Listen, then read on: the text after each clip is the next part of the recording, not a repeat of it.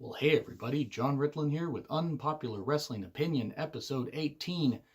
I'm going to talk today about the secondary brands that WWE has, NXT, NXT UK, and 205 Live. Let me be clear that any criticisms I have are usually going to be about the creative or about the way the shows are done or stuff like that. Not usually about the talents. There are some talents I don't particularly care for. Don't worry, I'll rant about some of them. But by and large, this is going to be me talking about why sometimes maybe these brands are extending things a little too far for WWE. Now, I do want to also say with 205 Live and NXT, please check out the Durbinator's reviews that he does every single week on Wednesdays. He does great work with them, comes up with great ways to book the cruiserweights and great analysis of the cruiserweight matches and also the NXT matches. Anything from the tag teams to the women to the to the heavyweight division or North American title defenses. The whole point is he does great work, so please check that out. Now, I'm going to talk about 205 Live here. I want 205 Live to succeed. It's been going on for just over 2 years. It's getting close to about 2.5 years. By around the end of April, it'll be about 2.5 years. 205 Live has actually been pretty fucking tremendous. They've had some really, really good action, undercard feuds, main title feuds, but from champions like Neville, Cedric Alexander, Buddy Murphy have been really, really good. Buddy has been fucking killing it. I mean, since reinventing himself, just changing up his appearance, getting in great shape, getting cut, showing that he can actually go out there and have great matches and everything, and be stronger and bigger than some of the other cruiserweights, but also sell really well. Taking those reverse Ranas. Please stop doing the reverse Rana. Ow. We don't need to see that in any company. I'm sorry, WWE or any company. It just looks painful. Even though I know the guys are safe, just still. But I digress. Buddy Murphy has been killing it as champion. Cedric is killing it as champion before. The performances are really, really good. The problem is they keep changing when 205 Live's done. It's either being taped before SmackDown and then being shown on the network after SmackDown, or being taped after SmackDown and shown on the network right after that, or right, on the network as it's happening, or it's taped before SmackDown and then shown on the network on Wednesdays. And that's a big problem. They keep shuffling it around and everything. Now, Rome wasn't built in a day. A show isn't built in a day. It takes time to get an audience. The problem is it's been 2+ years and they still don't have the numbers to back up or justify the investment that they are putting into the cruiserweights. Now, I'm not saying scrap the cruiserweight division. Not at all. I want the cruiserweights to succeed. I want the cruiserweights to do well. But here's how they have to do it. They botched it originally with Raw, when they had them on Raw or whatever, and then did the purple ropes and stuff like that and made it like a novelty act. Instead of just having them in the ring, maybe cutting promos, but having these great matches with flips, dives, doing the flippy shit, and doing great stuff to excite the crowd, much like the cruiserweights did for WCW during the Monday Night Wars era, on Nitro and even on Thunder. I mean, even though Thunder was the kiss of death, dear God, Thunder was really fucking bad. I don't know. Boy, that was a bad idea. Turner really should have not fucking done that show. But the whole point is, the cruiserweights had their legs cut out from under them right off the bat on Raw. If they had stuck with it and actually not treated them like just a goddamn piss break like they treated the women for so many damn years, the cruiserweights would have been able to, I think, get a really good foothold on Raw. And maybe you could even put some of them on SmackDown, have a cruiserweight match on each show per week. Then you build into the 205 Live show. Because the problem is now is you're taking them out of these brands, Raw and SmackDown, that don't get as good ratings as they used to. I mean, fuck, the ratings are down 25-something% compared to a year ago when ratings were already down quite a bit. You're taking them out of these bigger media markets and you're putting them on your network, which yes has a lot of subscribers, but people still aren't watching it, even with the creative direction and new stuff that's been going on with Triple H taking over and doing some good stuff with it. After they got rid of, the guy that was a terrible champion that beat Neville, and you all know who I'm talking about. I won't even say the name. Cedric won the title, and then Buddy won the title and everything, and things have gotten better. The creativity is better. It's more simplified, yet they have some good personal feuds going on. Guys like Drew Gulak, Jack Gallagher, they got Humberto Carrillo. I know I screwed that name up, but Humberto, he Did really well. Now, by the way, I think he looks like the guy from Paranormal Activity, the marked ones. And if you know who I'm talking about, you will not be able to unsee it. Same with me. But with 205 Live, let's be honest. Is it worth keeping as a solo show? It is and it isn't. Sometimes if they can have 3 really good matches, if they can have a good opening match, a good middle of the show match, and a good main event, then it's fine. The problem is sometimes they only have 2 matches, or they have like 3 matches, but one's a squash match. Getting some talents over in a squash match isn't a bad idea, but take a look at some of the people that they don't use very often. Now, Mike Kanellis just recently started getting used again, but Hideo Itami asked for his release. Mustafa Ali's off the show. He's on SmackDown, even though he's still injured as of the recording of this video. Hopefully he recovers soon. Cedric's probably going to be the next to graduate to go to either Raw or SmackDown. There are a lot. They have plenty of people they could bring in from NXT to make it like that, but it feels just like a cast-off show. And that's not a knock against the talents, but that's how it feels. They need to go with the format of putting some on Raw and SmackDown, building into the 205 Live show, and then saying, hey, if you want to see more action like this, tune in to 205 Live after SmackDown tomorrow. Or, on SmackDown, hey, tune in to WWE Network immediately after SmackDown to check out more great cruiserweight action. Because otherwise, you're just putting them in a bubble and you're assuming that people are automatically going to tune in. Now, 205 Live is a good show, but still, it's not going to work unless they incorporate them on Raw and SmackDown to make it work. Because otherwise, you're just having the same recaps and some of the same bullshit and the 20-plus minute promos and all that shit. When you could cut down on some of that stuff, have some great action, excite the crowds, except Lafayette. And I'm sorry if you were in Lafayette and you were cheering your heart out. I'm not knocking you, but the whole point is there are some flat crowds that wouldn't appreciate no matter who it was.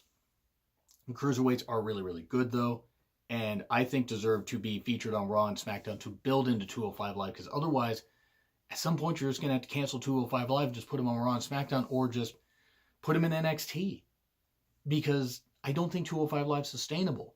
I'm not saying that the talents haven't worked hard, but at some point, they got to maybe think about cutting back on the show, because they're using all these resources and all this big money that they have from these TV contracts that they have now for the next 5 years, and including the Fox deal that's going to kick in here later in October, and that's going to be pretty interesting.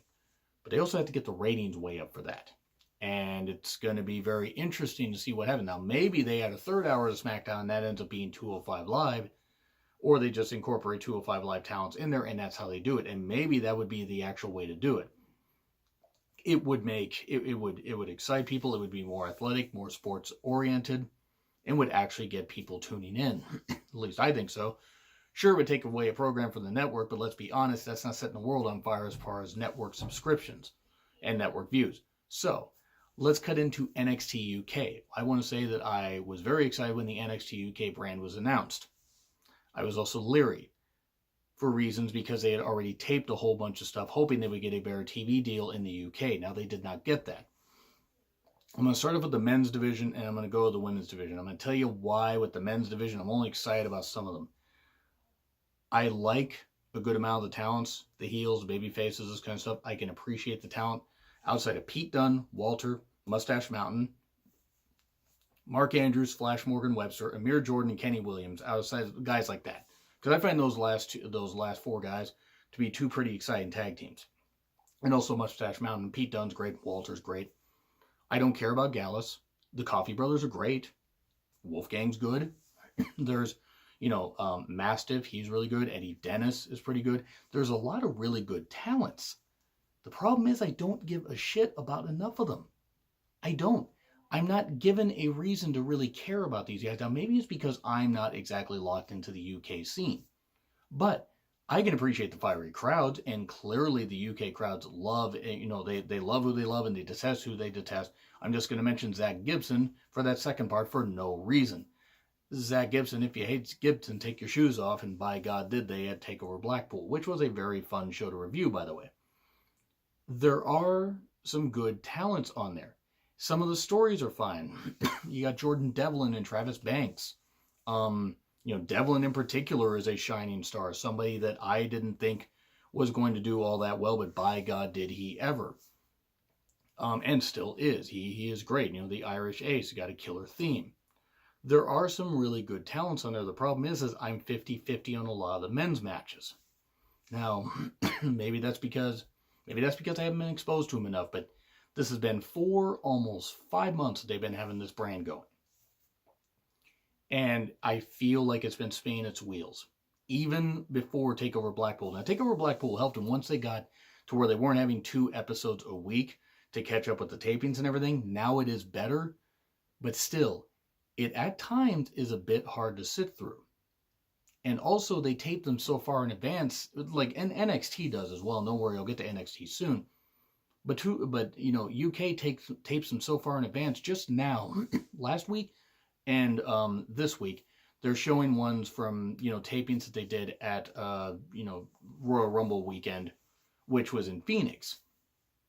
By the time, I don't know if they taped 3 weeks or 4 weeks of that. I'm not really trying to imply that, or try to imply that I know that. But they also, by the time they get to their new batch of tapings, they may still be in Phoenix. It's kind of ridiculous because it just highlights where, okay, we know this stuff's pre-taped, and there's nothing wrong with that, but why are we going to tune into something that's kind of old when we've already seen these guys on other shows? The Worlds Collide tournament featured the UK talents pretty well, or at least the few that they had on there. That was pretty damn nice.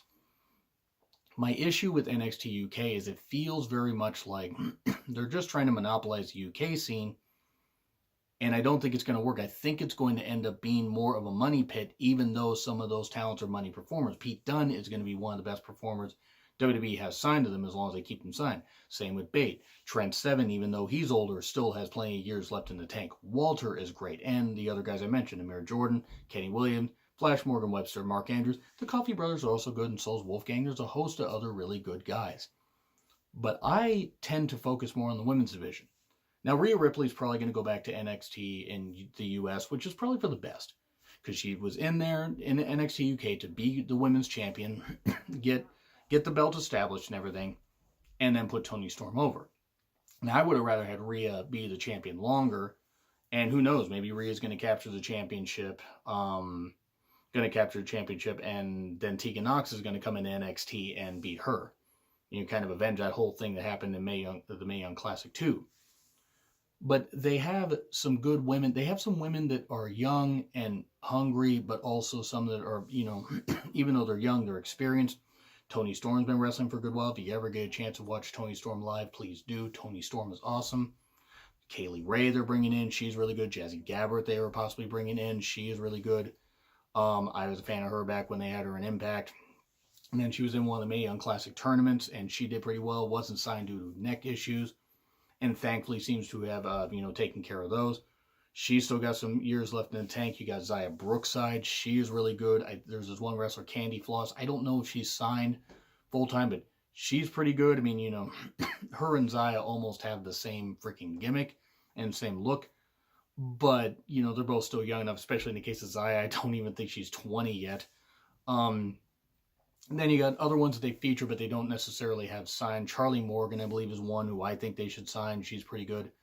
Killer Kelly, I like her. I think she has a good look. Ginny is one particular one that is going to be a standout, especially as they feature her more. Isla Dawn, I know Isla Dawn isn't everybody's cup of tea. She is pretty good, I think, has a really good look, and I think can improve dramatically in the ring. Nina Samuels, if there are any other women that I'm forgetting, I do apologize, but they can build on some of these women and bringing in some other women and everything, and bringing women that they have from NXT to have occasional matches is fine. Trading talent between those brands if they're not being used isn't necessarily the worst idea. When Dakota Kai comes back, she's going to be featured there, because Dakota Kai is really goddamn good. And hopefully her and Tegan Nox make a full recovery from both of their respective knee injuries and can, just come back 100%. But the women's division locks me in more because I see a fire with them. I'm not saying I don't see a fire in a lot of the guys, but to me, in my personal opinion, the women seem just a touch more driven than a lot of the men. And maybe that's just my personal opinion. Maybe I got blinders on. Maybe it's just a personal bias. I'm not really sure. But the whole point is, I'm more locked in on the women's division. But my main thing with the NXT UK brand is they're spending all this money over there. They have all this money from these TV contracts now. What happens if those TV contracts dry up? What happens if the WWE Network doesn't get up to 3 million subscribers and they aren't able to be more self-sufficient on there? Then it's going to become a bit of a money pit. Now, I don't know how much money they're losing or not losing on the NXT UK brand. I would imagine the cost is a little lower since they tape, so much over there. They tape 4 episodes at once, and yes, they will run house shows, but they don't run them nearly as consistently. And those talents can also work at other promotions that WWE has an affiliation with, but only against other ones that are contracted with the company. Which is weird. Ones, I guess they can't wrestle ones that are contracted with New Japan, Ring of Honor, or this kind of stuff, or Impact, which kind of limits who the fuck they can wrestle. I think that's really dumb, but what do I know? My thing with NXT UK, though, I like it, but it's not always must-see. And I feel after almost 5 months of starting a program, it should feel more must-see. And really, outside of the women's matches and maybe a couple of the men's matches here and there, I don't really have something to lock in, and say, okay, hey, there's 2 great men's matches I got to watch. One often is one a week, which isn't necessarily the worst thing in the world. Maybe I can, be surprised by some of the other matches. It doesn't always feel so must see, and they're gonna have to work on that. Otherwise, it's going to become another niche product. You're just going to have a bubble of 205 Live over here. You're going to have a bubble of NXT UK over here. And you're going to have a bubble of NXT right here. Apparently right where my face is. I cannot put a bubble there, though, because I cannot edit that. Derb, do not edit this video and do that. Kidding. I doubt it. I doubt he has the time to watch this. But I want the brand to succeed. But I'm worried that it won't. And I'm worried that a lot of these talents are going to kind of be left in the open, kind of left out in the cold. I hope that's not the case. WWE is printing money, even with some of their Raw and SmackDown tapings not drawing more than half full or 60% full crowds. They're still making money because some of the buildings, I imagine, are cheaper. But eventually, doing NXTs and all these different things and doing NXT in the UK, and maybe doing one in Mexico. I mean, I don't know if they're going to do that. Or doing one in, Japan. They ain't going to be able to do one in Japan. It ain't going to fucking work. Not with New Japan, not with a whole bunch of other promotions they got over there. They ain't going to be able to get the talent. They're going to have to work with so many other promotions over there, and they're not going to be able to get a foothold in there. But the point is, I want the NXT UK brand to succeed, but we'll see what happens. But right now, I'm not optimistic about it. I'm not negative, but I'm not optimistic. And now let's go to the NXT brand, which lost an assload of money, in recent years or whatever. I think posted profits of 5, 8, or 6 million, including ticket sales, merch, and that kind of stuff. And or maybe it was just ticket sales and then merch was on top. Merch was on top of that to make it a little more, and spent between 28 and 32 million for TV takeovers and live events. Yeah, that's a pretty big margin of losses. But because WWE is printing money, they can do that. My main thing about NXT, and this is where I really wanted to get to the crux of the video, they're signing all these indie darlings. Adam Cole, Bay, Ricochet, War Raiders, Kyle O'Reilly, Roderick Strong, Bobby Fish, there's Keith Lee, Cash Stone, Matt Riddle. So many women that they're signing as well. And I don't want to make it slight on the women. Don't worry, I'll get to the women's division here in a second.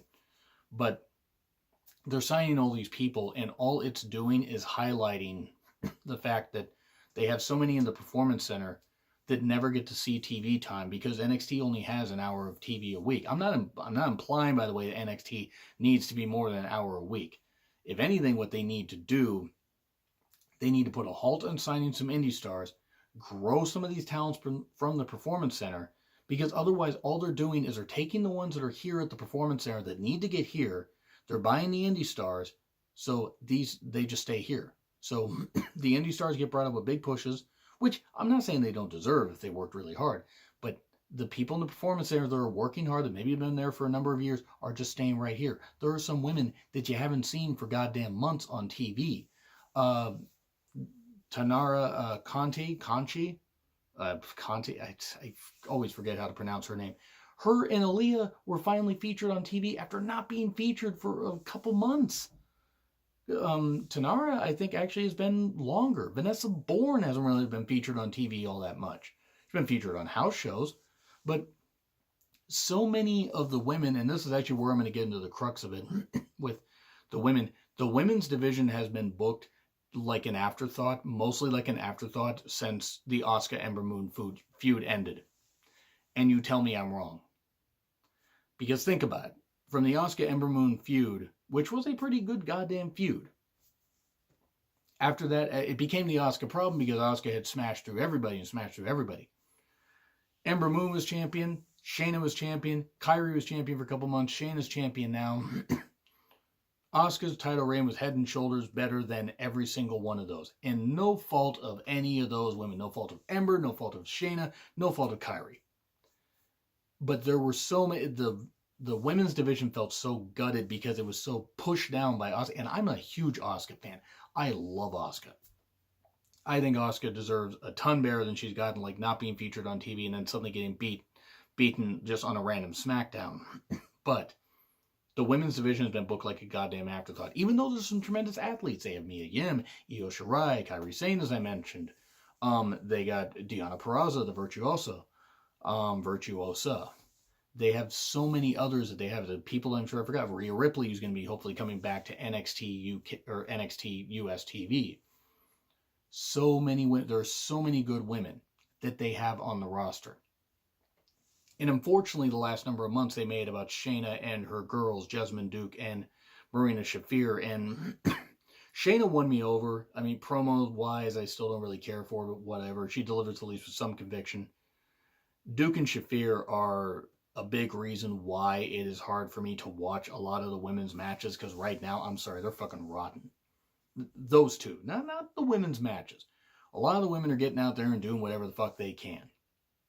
But so many of them have not been featured on TV all that much that unless you're at the house shows, you're not going to know how these women are doing. And so many of the women that were called up in the past year have not been featured all that well. The Iconics were barely featured. I mean, just recently in the Elimination Chamber, Amber was featured in a bunch of throwaway feuds and hopefully will recover from her elbow injury. His elbow or shoulder injury to her arm injury. And Lacey Evans may possibly get a shot against Asuka. We'll see, but she's doing some stuff. We'll see what happens with a lot of these women. But the whole point is, so many of these women deserve so much better than they're getting, and it's just absolutely fucking ridiculous that it's being taken over by two women that have no goddamn business in the ring. And yeah, I really can't stand Duke and Shafir, in case you can't fucking tell. Realistically, they are fucking rotten. So let's just, be honest. The women's division has not been booked all that well. It's been booked like a goddamn afterthought. So many of the women's takeover matches after Asuka versus Ember 2 at NXT TakeOver Brooklyn 3, I cannot name one 3-star match, or like above a 3-star match that the women have had. And again, it's no fault of the performances of any of these women, but the matches have just been featured like, hey, we got a women's title or whatever. We're trying to build it back up or whatever, but we can't decide on a champion, so let's give it to somebody for 5 months, give it to somebody else for 4 months, somebody for 2 months, and then somebody else for 5-6 months and stuff like that. And it fucking devalues it. They need to stop devaluing the goddamn women's title is what they need to stop doing. And then you have, the bottom line is really with the women's division, I just want it to be booked better. Because they have a great amount of talent that they have, with the women. But they need to book it a whole lot better. And if they don't book it a whole lot better, then, well, it's going to kind of be kind of bad if they do a Mae Young Classic 3 and sign a bunch of other women when they already aren't using half the women that they have all that well, on the roster. And by the way, a producer has come in. And what do you think of the women's division? Okay, well, he doesn't want to answer. He doesn't want to answer right now. The whole point is that The women's division at NXT should be their main focal point. Yes, they have their NXT men's, main title for the men's, the North American title, the tag titles. But the fact that the women have been seen as such an afterthought for the past, for the past 2 years almost, is not good. I mean, maybe the last year and a half. But even when Asuka was champion, yes, it started to become the Asuka problem because Asuka was smashing through everybody as she should have. But then they were left with scorched earth, and it seems like they're still trying to fucking recover from that. And hopefully they can. Because honestly, if they don't, I'm worried what the women's division is going to be like next year, or even the year after that. I also worry that NXT eventually is going to eat up a lot of the profits that WWE makes. And even though NXT is a really hot brand and has some really good talents and some damn good matches and some damn good shit and even some really good angles, I'm worried that NXT is eventually going to burn out and they're going to hoover up all this talent, but they're going to take all these people from the Performance Center and not use them. They're going to go off and they're going to become stars somewhere else.